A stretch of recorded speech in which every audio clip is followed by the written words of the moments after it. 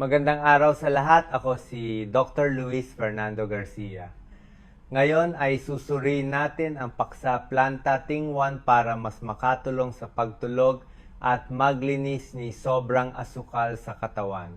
Bilang isang doktor na may 35 taong karanasan, madalas kong nakikita ang mga pasyente na nahihirapan sa hindi matatag na antas ng glucose at mga paggising sa gabi na nakakagambala sa kanilang pagtulog.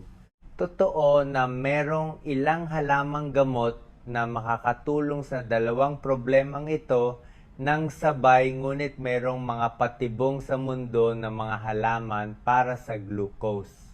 Hindi lahat ng mukhang kapaki-pakinabang ay talagang ganoon at ang ilan ay maaring magpalala ng iyong glycemia o iyong pagtulog.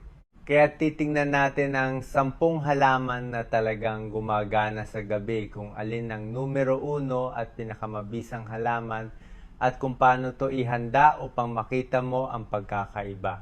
At merong isang halo na marahil ay meron ka na sa iyong kusina. Kapag pinagsama mo ang cinnamon at cloves, makakakuha ka ng mas malakas na epekto kaysa sa bawat pampalasa ng magkahiwalay. Magkasama silang gumagana sa dalawang paraan, pinapawi nila ang mga spike ng asukal na maaaring magpagising sa iyo sa madaling araw at pinapakalma ang digestive system upang makapagpahinga ang iyong katawan. Ang cloves ay naglalaman ng eugenol na tumutulong sa iyong mga cell na mas mahusay na tumugon sa insulin. Ang cinnamon ay nagpapabagal sa bilis ng paglabas ng pagkain mula sa iyong tiyan patungo sa bituka. Kapag sabay silang kumilos, mas mababa ang iyong glucose pagkatapos kumain ng hapunan. Ngayon, hindi lahat ng cinnamon ay pareho. Ang cassia cinnamon, ang pinakakaraniwan sa mga grocery store, ay naglalaman ng coumarin sa dami na maaaring makapinsala sa iyong atay kung gagamitin mo to gabi-gabi. Ang Ceylon cinnamon ay may mas kaunting coumarin at ito ang ligtas na opsyon para sa madalas na paggamit. Bilang payo, dapat nakalagay sa label ang Ceylon. Kung wala itong nakalagay maliban sa cinnamon, ito ay cassia variety. Kung nais mong ihanda ang infusion na ito, pakuluan ang tubig at magdagdag ng kalahating kutsarita ng cinnamon stick kasama ang 3 buong cloves. Hayaan itong lumamig sa loob ng 10 minuto at inumin ito 1 oras bago matulog nang walang pampatamis. Bukod pa rito, kung napapansin mong tumataas ang iyong pagnanasa sa matamis sa gabi, ang infusion na ito ay makakatulong na kontrolin ito.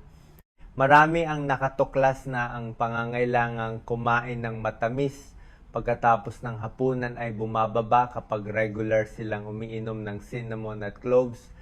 Ngunit ang infusion na to ay sumasagot lamang sa isang bahagi ng problema. Kung ang iyong kahirapan sa pagtulog ay nagmumula sa mental stress higit sa asukal, kailangan mo ng ibang halaman na kumikilos sa ibang sistema ng iyong katawan.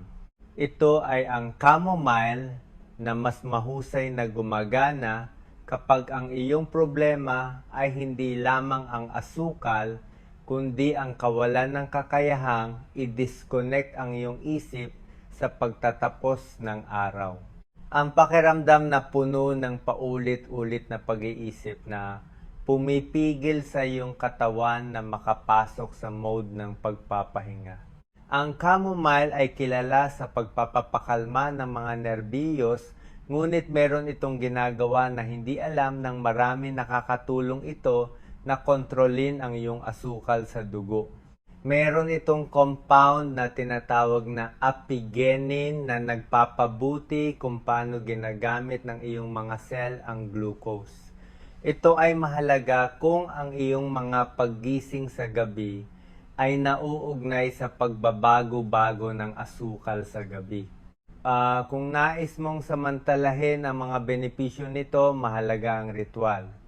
Pakuluan ang tubig at alisin ito mula sa apoy.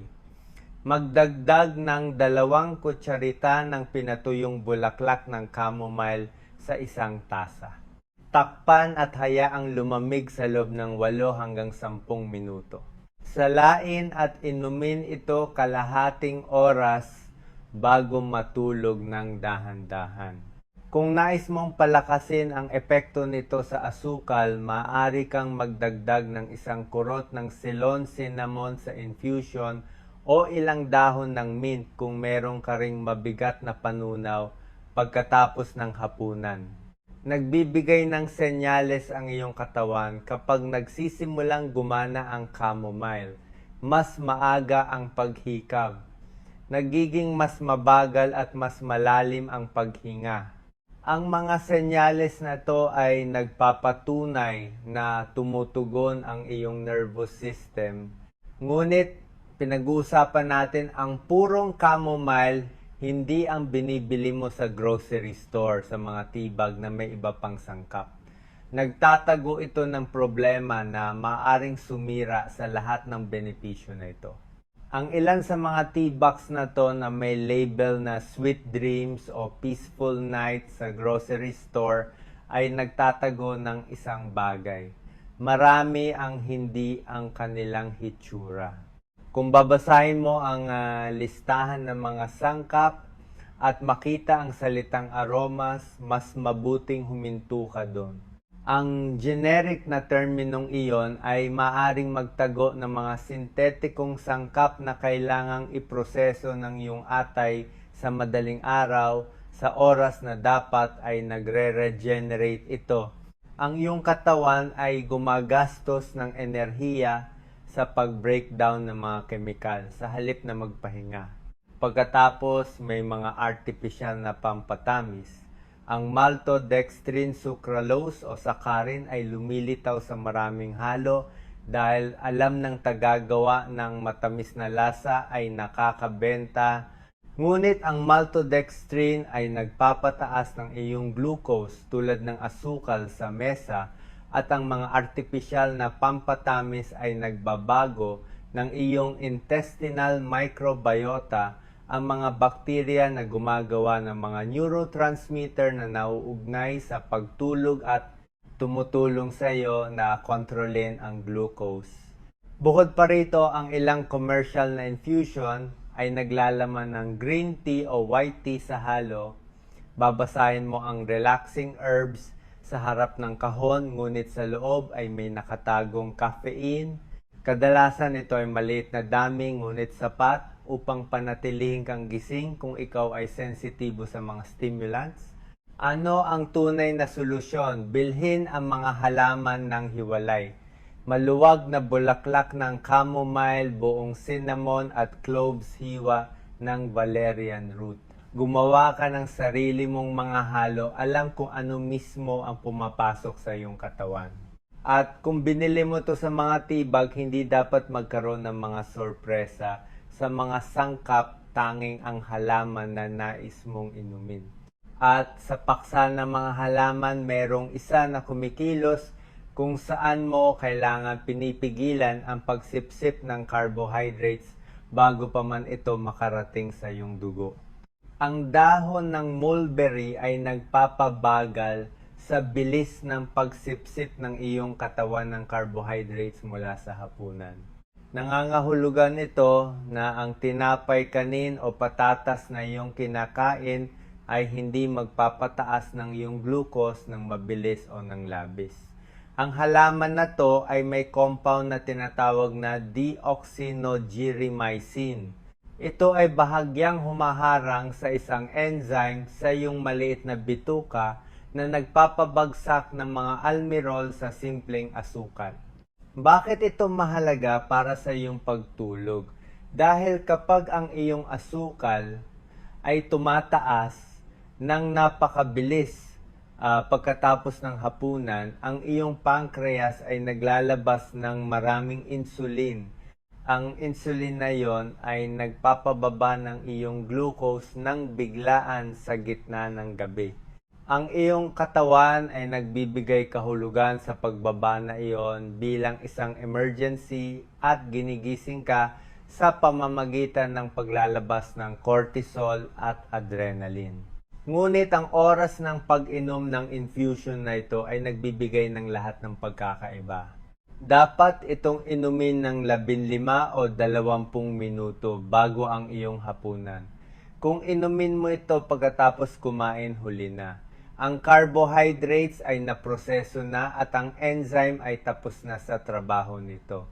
Pakuluan ang 1 kutsara ng pinatuyong dahon sa 1 tasa ng tubig sa loob ng 5 minuto. Salain at inumin ng maligamgam o malamig, ngunit walang anumang idinagdag, walang pulot, walang stevia, walang dates. Anumang pampatamis ay ganap na mawawala ang layunin ng pagkontrol sa pagsipsip ng asukal. Ang tugon ng bawat tao ay magkakaiba. Ang ilan ay nakapansin na mas mahimbing ang kanilang tulog mula sa unang gabi. Ang iba ay nangangailangan ng 1 linggo ng patuloy na paggamit upang makita ang mga pagbabago. Maaari mong suriin kung gumagana ito sa iyo sa pamamagitan ng pagbibigay pansin sa iyong mga paggising. Kung dati ay nagigising ka sa pagitan ng 2:00 at 4:00 ng madaling araw at ngayon ay mas mahimbing ang iyong tulog, gumagana ang mulberry. Gayunpaman, isang side effect na binanggit ng ilang tao ay mas mabagal na panunaw. Nararamdaman mo na mas matagal nananatili ang pagkain sa iyong tiyan. Ito ay maaaring hindi komportable kung kumakain ka ng hapunan ng napakagabi o sa malaking dami. Dito ang pag-aayos ng laki ng hapunan o pag-aga ng oras ng pagkain ay karaniwang nakalulutas ng problema. Ngunit ang pagpapabagal ng pagsipsip ng asukal ay hindi sapat kung ang iyong katawan ay gumagawa ng labis na glucose sa sarili nitong gabi. At nangyayari iyon kapag ang stress ay nagpapanatili sa iyong atay na gumagawa ng asukal habang ikaw ay natutulog. Dito pumapasok ang isang halaman na direktang kumikilos sa paggawa ng glucose sa gabi na sumisira sa iyong pagtulog. Ang tulsi o banal na basil ay hindi direkta kang pinapatulog. Ang ginagawa nito ay binabawasan ang dami ng sistema na nagpapanatili sa iyo na alerto kapag dapat kang kumalma. Pinag-uusapan ko ang axis na nag-uugnay sa iyong utak, sa iyong adrenal glands, ang circuit na gumagawa ng cortisol at adrenaline. Kapag ang sistemang iyon ay nananatili sa mode ng pag-activate, ang iyong isip ay patuloy na nagpoproseso ng mga problema sa araw kahit na pagod na ang iyong katawan. Humihiga ka at nagsisimulang suriin ang mga nakabinbing pag-uusap mula sa trabaho o nararamdaman mo lamang ang pakiramdam na nakabukas ng walang malinaw na dahilan. Ang tulsi ay naglalaman ng mga compound tulad ng ursolic acid at eugenol na tumutulong na i-modulate ang paglabas ng cortisol. Hindi nito ganap na hinaharangan, ito inaayos lamang nito ang tugon upang ang iyong katawan ay hindi nasa maximum na alerto kapag walang tunay na banta. Ang iyong sariling katawan ay nagpapadala sa iyo ng malinaw na senyales na kailangan mo ang ganitong uri ng suporta. Kung napapansin mo ang matinding pagnanasa sa matamis pagkatapos ng hapunan o ang pakiramdam na may bilis ang iyong isip, kahit na pagod ang iyong katawan, ang iyong stress system ay humihingi ng tulong. Kaya kung nais mong subukan ng tulsi, pakuluan ng tubig at magdagdag ng 1 kutsarita ng pinatuyong dahon, hayaan itong lumamig sa loob ng 8 minuto at inumin ito 1 oras bago matulog. Maaari mo itong inumin ng malamig kung gusto mo, ngunit laging walang pampatamis. Ang pagkakaiba sa ibang mga halaman ay ang tulsi ay mas mahusay na gumagana kapag ginamit ng panapanahon. 3 linggo ng paggamit, 1 linggo ng pahinga. Ang pattern na ito ay nagbibigay daan sa iyong katawan na mas mahusay na tumugon at maiwasan ang pagkasanay. Sa linggong iyon ng pahinga, maaari mong suriin kung talagang kailangan mo to o kung ang iyong stress system ay naayos na. Maraming tao ang nakakatuklas na pagkatapos ng 2 o 3 cycle, maaari na nilang iwanan ang tulsi ng tuloy-tuloy. Meron din tong banayad na anticoagulant properties, kaya kung uminom ka ng gamot, kailangan mong maging maingat dahil maaari itong magpalakas ng epekto na yon. Ngayon, merong isang uri ng paggising na mas nakakabigo kaysa sa iba. Yon ay ang sandali na nagigising ka sa parehong oras bawat gabi na parang may sirang internal alarm clock ang iyong katawan. 3:00 o 4:00 ng madaling araw bawat gabi at pagkatapos ay nahihirapan kang matulog ulit. At may isa pang halaman na gumagana sa problemang ito. Ang hops ay hindi nakakatulong sa iyo na makatulog sa simula kundi upang mapanatili ito kapag nakuha mo na to. Ang function nito ay upang maiwasan ang mga paggising na ito sa kalagitnaan ng cycle. Ang halamang ito ay naglalaman ng isang compound na tinatawag na methylbutene na nakakabit sa mga receptor ng malalim na pagtulog sa iyong utak. Nakakatulong ito na patatagin ang mga yugto ng pagtulog upang ang iyong katawan ay hindi lumukso mula sa isang yugto patungo sa isa pa ng biglaan. Ngunit narito ang isang bagay na halos walang sinumang gumagamit ng tama. Ang oras kung kailan mo ininom ang hops ang magtatakda kung ito ay gumagana o hindi. Kung inumin mo to bago matulog, huli ka na. Kailangan nito ng hindi bababa sa 70 minuto para iproseso ito ng iyong katawan at makamit ang kapakipakinabang na antas sa iyong dugo. Pakuluan ng tubig. Magdagdag ng 1 kutsarita ng pinatuyong hop cones at hayaang lumamig sa loob ng 10 minuto nakatakip. Salain at inumin ito 1 oras at kalahati bago ang iyong karaniwang oras ng pagtulog. Ngayon, ang hops ay may kontraindikasyon na hindi pinapansin ng marami. Meron tong phytoestrogens, mga compound na ginagaya ang estrogen sa iyong katawan. Kung meron kang mga kondisyong sensitibo sa hormone tulad ng endometriosis, uterine fibroids o ilang uri ng hormonal cancer, ang hops ay maaring magpalala ng problema. Hindi rin ito inirerekomenda kung ikaw ay buntis. Isa pang bagay na dapat tandaan ay napapansin ng ilang tao na ang hops ay gumagana ng mahusay sa kanila sa unang ilang linggo at pagkatapos ay nawawalan ng bisa. Ito ay karaniwang nagpapahiwatig na ang pinagbabatayan na problema ay hindi lamang ang mga paggising kundi isang mas malalim na bagay sa iyong metabolismo o yung pamamahala ng stress. Kung pagkatapos ng 3 linggo ng tuloy-tuloy na paggamit ay nagigising ka pa rin sa parehong oras, hindi ang hops ang iyong solusyon. Kailangan mo ng isang halaman na gumagana sa ibang antas, isang bagay na nagre-regula sa iyong tugon sa stress mula sa ugat. Pinapanatili ng hops ang tulog kapag nakikipagtulungan ang iyong nervous system, ngunit kapag sinisira ng matinding stress ang iyong kakayahang magpahinga, kailangan mo ng mas malakas na adaptogen na kumikilos sa mga glandula na kumokontrol sa iyong tugon sa kaligtasan ang mga adrenal glands.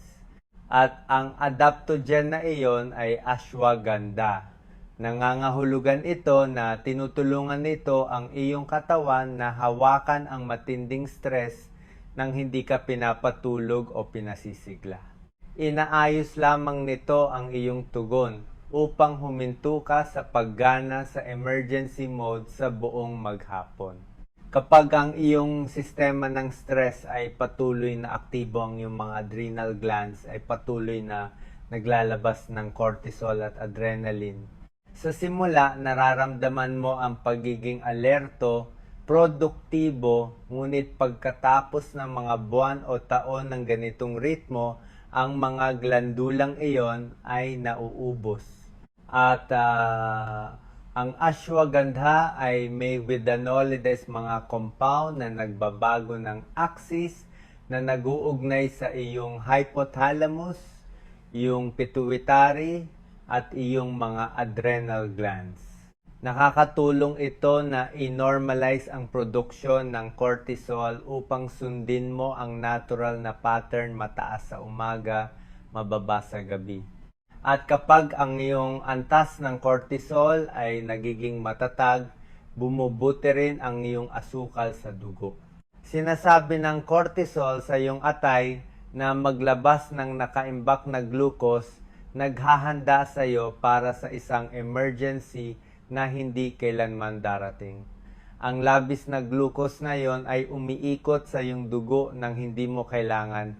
Ngunit hindi tulad ng ibang mga halaman na nakita natin, ang ashwagandha ay halos hindi kailanman iniinom bilang isang infusion.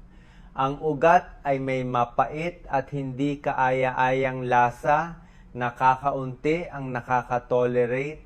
Ang pinakamabisa ay ang paggamit ng standardized extract sa capsules o pulbos.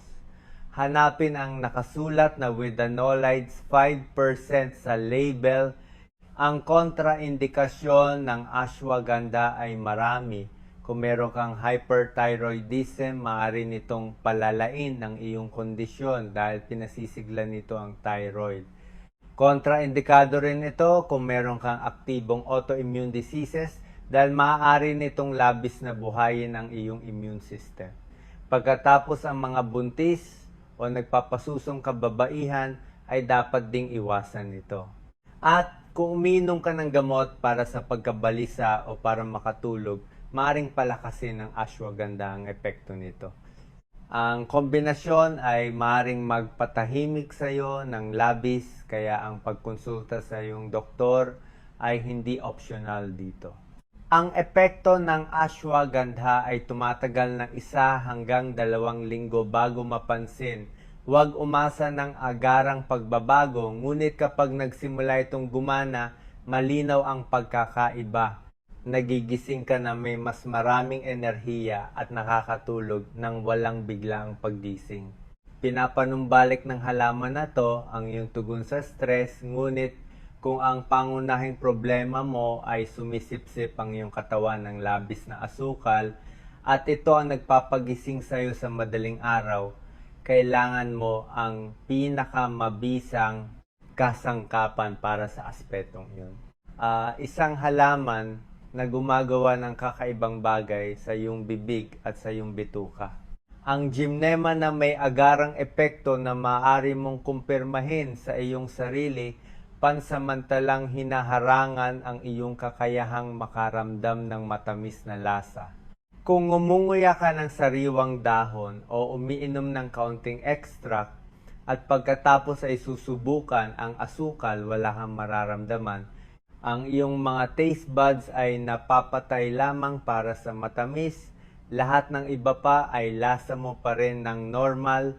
Nangyayari ito dahil ang gymnema ay may gymnemic acid, isang compound na may molecular structure na halos kapareho ng glucose, kaya't ito ay dumidikit sa mga sweet receptors sa iyong dila at hinaharangan ang mga ito. Ang parehong nangyayari sa iyong bituka. Kapag umiinom ka ng gymnema bago kumain ang mga molekulang iyon, ay naglalakbay sa iyong maliit na bituka at dumidikit sa mga lugar kung saan normal na sumisipsip ng glucose ang iyong katawan. Kaharangan nila ang mga channel ng pagpasok na iyon. Ang resulta ay mas kaunting asukal ang pumupunta mula sa iyong bituka, sa iyong dugo, Ngunit ang gymnema ay hindi lamang humaharang. Nakaka-impluwensya rin ito kung paano pinangangasiwaan ng iyong pancreas ang insulin. Nakakatulong ito na muling buuin ang mga beta cell, ang mga gumagawa ng insulin sa iyong pancreas, at pinapabuti ang pagiging sensitibo ng iyong mga cell ng kalamnan at atay sa insulin na meron ka ng umiikot. Nangangahulugan ito na gumagana ito sa tatlong paraan nang sabay-sabay binabawasan nito kung gaano karaming glucose ang iyong sinisipsip, pinapabuti ang iyong produksyon ng insulin at nakakatulong na mas mahusay na tumugon ang iyong mga cell sa insulin na yon. Kakaunti ang mga halaman na gumagana sa napakaraming antas ng sabay-sabay. Kung nais mong gamitin ito bilang isang infusion, pakuluan ang kalahating kutsarita ng pinatuyong dahon sa isang tasa ng tubig sa loob ng 5 minuto. Inumin ito 20 minuto bago ang iyong hapunan. Ang lasa ay mapait at makalupa, ngunit ang pagdaragdag ng pampatamis ay walang saysay dito dahil haharangan ng gymnema ang lasa na iyon. Ngayon, maraming tao ang mas gusto ang standardized extract sa capsules. Hanapin ang nakasulat na gymnemic acid 25%. Ang gymnema ay lalong gumagana ng mahusay kapag pinagsama sa dahon ng mulberry o cinnamon. Ang bawat isa ay gumagana sa iba't ibang hakbang ng proseso. Ang mulberry ay humaharang sa pagkasira ng mga starch. Ang cinnamon ay nagpapabagal sa paglabas ng tiyan. At ang gymnema ay humaharang sa pagsipsip sa bituka. Ito ay isang triple barrier laban sa mga spike ng glucose. Pagkatapos ng 2 o 3 buwan ng tuloy-tuloy na paggamit, mainam na magpahinga ng 2 linggo upang muling suriin kung kailangan mo pa rin ito sa parehong dami. Kaya't ang gymnema ang pinakakumpletong kasangkapan para sa asukal, ngunit may isa pang halaman na gumagana ng katulad at maaring maging alternatibo kung ang gymnema ay hindi magagamit o kung naghahanap ka ng mas banayad na paraan. Ang dahon ng guava ay umaatake sa parehong problema ng gymnema, ngunit ginagawa ito ng mas banayad at sa mas mabagal na paraan. Ang pangunahing mekanismo nito ay upang pabagalin ang buong proseso ng panunaw. Hindi nito direktang hinaharangan ang pagsipsip ng glucose tulad ng gymnema, kundi ginagawa nitong mas mabagal ang pagkasira ng carbohydrates sa iyong tiyan at bituka. Nangangahulugan ito na mas mabagal ang pagpasok ng asukal sa iyong dugo. Iniiwasan nito ang mga biglaang pagtaas na nagpapagana ng emergency response sa gitna ng gabi. Bukod pa rito, ang dahon ng guava ay naglalaman ng quercetin at iba pang flavonoids na nagpipigil sa mga enzyme. Isa sa mga ito ay ang alpha-glucosidase, ang parehong enzyme na hinaharangan ng ilang gamot sa diabetes. Kapag mas mabagal ang paggana ng enzyme na to, mas matagal bago maging glucose ang mga starch. Nakakaapekto rin to sa alpha amylase, isa pang enzyme na nagpapabagsak ng mga komplikadong carbohydrates. Sa pamamagitan ng pagpapabagal ng dalawa, nakakamit mo ang mas mabagal na panunaw ng lahat ng iyong kinakain. Ang iyong katawan ay nagpoproseso ng pagkain sa mas mabagal na bilis. Ang inaasahang resulta ay isang mas maayos na glucose curve pagkatapos ng hapunan. Sa halip na isang mataas na taluktok na sinusundan ng isang biglaang pagbaba, makakakuha ka ng katamtamang pagtaas na nananatiling matatag sa mas mahabang panahon. Pinipigilan nito ang iyong katawan na pumasok sa alert mode sa 3:00 ng madaling araw. Kung gusto mong ihanda ang infusion, pakuluan ng 2 kutsara ng pinatuyong dahon sa 2 tasa ng tubig sa loob ng 10 minuto. Salain at inumin ang kalahating tasa 20 minuto bago ang iyong hapunan. Maaari mong itabi ang natitira sa refrigerator at initin para sa susunod na pagkain.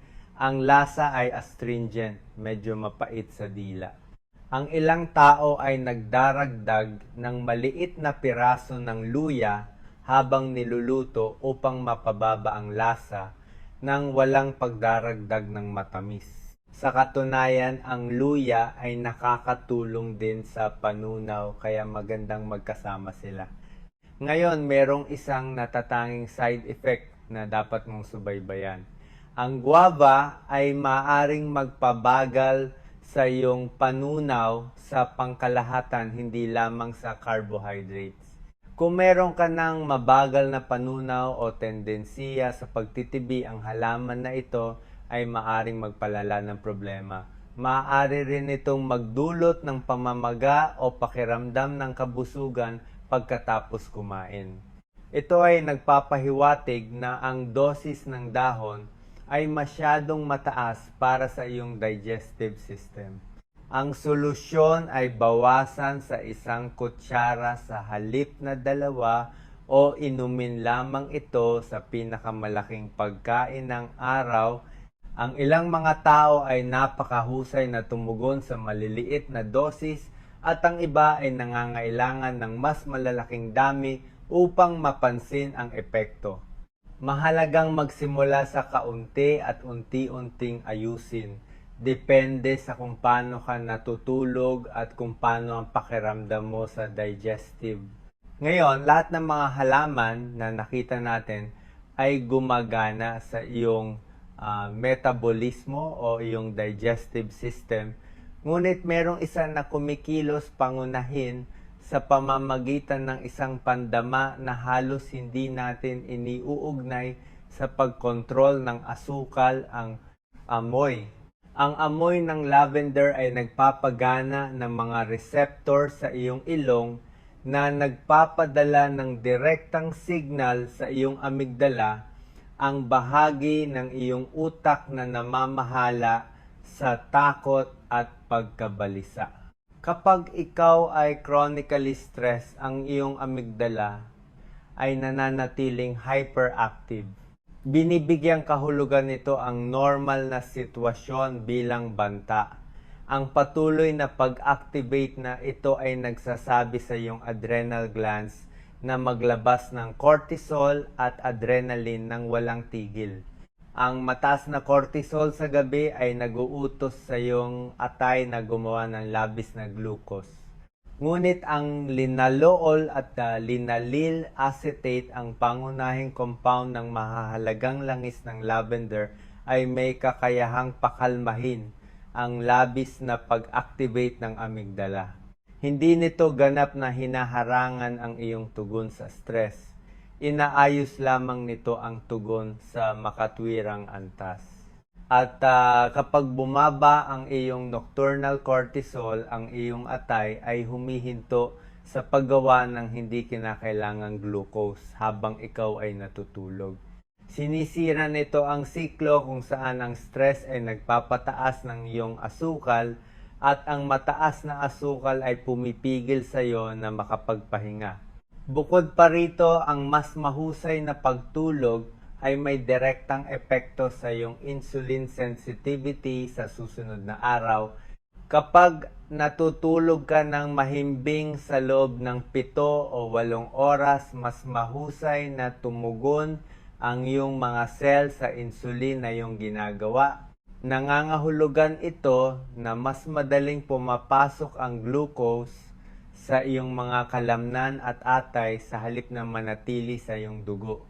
Gayunpaman, meron ding ebidensya bagamat hindi gaanong matatag na ang lavender na ininom bilang isang infusion ay maaaring bahagyang makapagpabagal ng ilang digestive enzyme na nagpapabagsak ng carbohydrates.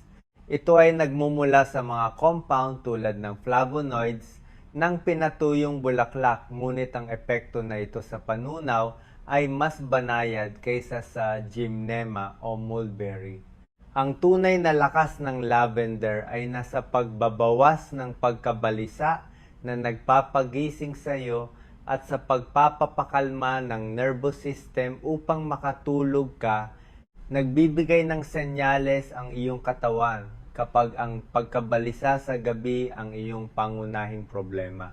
Kung humihiga ka at ang iyong isip ay nagsisimulang suriin ang lahat ng iyong nagawa ng mali sa araw o obsessive na nagpaplano para bukas at nakakaramdam ka ng tensyon sa dibdib o balikat, kahit na pagod ang iyong katawan, ang lavender ay makakatulong. Ang pinakamabisang paraan ay ang aromatherapy. Maglagay ng 4 hanggang 6 na patak ng purong lavender essential oil sa isang electric diffuser. I-on ito 20 o 30 minuto bago matulog sa iyong silid at hayaan ang amoy na pumuno sa espasyo habang naghahanda ka para matulog. Mas gusto ng ilang tao na maglagay ng 1 o 2 patak sa unan. Gumagana ito, ngunit maaring masyadong matindi ang amoy at makagambala sa iyong pagtulog. Mas mahusay na ipinapakalat ng diffuser ang amoy. Ang isa pang option ay maglagay ng diluted essential oil sa pulso o sa sentido. Paghaluin ng 1 patak ng essential oil sa 1 kutsarita ng almond oil o jojoba oil at dahan-dahang ikuskos sa pulso at huminga ng malalim ng ilang beses. Ang portable method na ito ay gumagana ng mahusay kung naglalakbay ka o walang access sa isang diffuser. Ngayon, narito ang isang mahalagang bagay. Huwag kailanman inumin ang essential oil ng lavender. Maaari itong makairita sa iyong digestive system at magdulot ng pagduduwal o pananakit ng tiyan. Ang essential oils ay dinisenyo para sa panlabas o aromatic na paggamit, hindi para inumin. At kung nais mong inumin ang lavender, maaari mong gamitin ang pinatuyong bulaklak bilang isang infusion. Pakuluan ng tubig, alisin ito mula sa apoy at magdagdag ng 1 hanggang 2 gramo ng pinatuyong bulaklak na halos katumbas ng 1 puno ng kutsarita. Takpan at hayaang lumamig sa loob ng 5 hanggang 7 minuto. Salain at inumin ng maligamgam kalahating oras bago matulog. Ang pinakamahalaga ay hindi karaniwang nagiging sanhi ng pakiramdam ng pagkahilo sa paggising ang lavender. Hindi ka nagigising na nahihilo o malabo ang isip tulad ng nangyayari sa ilang pampatulog. Nakakapahinga ang iyong katawan at sa susunod na araw ay makaka-function ka ng normal. Sa madaling salita, ang iyong pahinga ay hindi nakasalalay sa isang halaman lamang, kundi sa pagtukoy kung aling sistema ang nagkukulang. Ang susi ay obserbahan ang iyong katawan. Naroon ang mga senyales. Ang pagnanasa sa matamis sa gabi, ang mabilis na pag-iisip, ang pagod na hindi nawawala kahit nasa mas mahabang oras ng pagtulog. Ang bawat sintomas ay nagsasabi sa iyo kung ano ang kailangan mo. Tandaan na iwasan ang mga naprosesong komersyal na infusion na nangangako ng mga magic solution ngunit nagtatago ng mga sangkap na sumasabotahe sa iyong layunin. Pumili ng mga purong halaman, ihanda ng tama at ayusin ayon sa iyong tugon. At kung uminom ka ng gamot o meron kang anumang kondisyon sa kalusugan, mahalagang kumonsulta ka sa iyong doktor bago isama ang mga halaman na ito na tulad ng nakita natin ay hindi para sa lahat. Ang mensahe na iiwan natin ngayon ay simple, kailangan ng iyong katawan ng pagkakapare-pareho, hindi mga himala. Maraming tao ang lumilipat mula sa isang halaman patungo sa isa pa naghahanap ng agarang resulta. Sinusubukan ng cinnamon sa isang araw, ashwagandha sa susunod, At kapag hindi nakita ang mga pagbabago sa loob ng 48 oras, sumusuko sila at naghahanap ng susunod na magic solution. Ngunit hindi ganoon ang paggana ng katawan. Kailangan nito ng oras upang muling ayusin ang mga sistema nito upang matutunan ng iyong mga cell na mas mahusay na tumugon sa insulin upang masanay ang iyong digestive system sa mas mabagal na pagtunaw at upang maalala ng iyong nervous system kung paano tunay na magpahinga.